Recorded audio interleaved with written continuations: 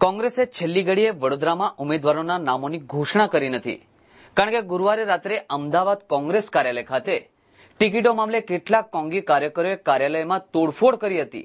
તે જોતા વડોદરામાં પણ બળવો થશે, તેથી કોંગ્રેસે ઉમેદવારોને છાને છુપે મેન્ડેટ આપતા કોંગ્રેસમાં બળવો થયો હતો. સયાજીગંજ વિધાનસભા માટે છેલ્લી ઘડીએ કોંગ્રેસે કિરીટ જોશીને મેન્ડેટ આપતા કિરીટ જોશીએ ઉમેદવારી ફોર્મ ભર્યું હતું, જેથી વર્ષોથી સક્રિય હિન્દી ભાષી કોંગી કાર્યકરોએ બળવો કર્યો હતો.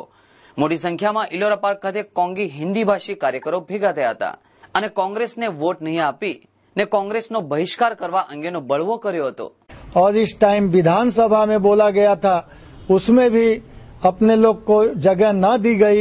इसके लिए हमारे तमाम जो आज्ञावान हैं, जो कि हजारों के संख्या के प्रतिनिधित्व करते हैं, ऐसे आज्ञावान हमारे यहाँ बैठे हुए हैं. सबका एक ही साथ विरोध है कि कांग्रेस पार्टी को वोट न दिया जाए. शहर में से 2,65,000 वोटर्स हैं कांग्रेस पार्टी के. कांग्रेस पार्टी में हमारे हिंदी भाषी जो 5 सीट पे विलीन कर रहे हैं, और अभी इस मीटिंग से ये नक्की होगा और इसके बाद 2 दिन के बाद फिर से हमारी एक जाहिर मीटिंग होगी.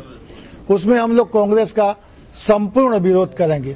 વડોદરા શહેરમાં બસતા તમામ હિન્દી ભાષી બેલ્ટના નાગરિકોના જે પ્રતિનિધિઓ છે એ બધા ભેગા થયા છે અને બધાએ નક્કી કર્યું છે કે જો કોંગ્રેસનું આ જે વર્તન છે, એક હિન્દી ભાષી સિનિયર આગેવાનની સાથે જે આ વર્તન થયું છે એ અમને ખૂબ દુઃખદ છે અને અમે બખોડીએ છીએ.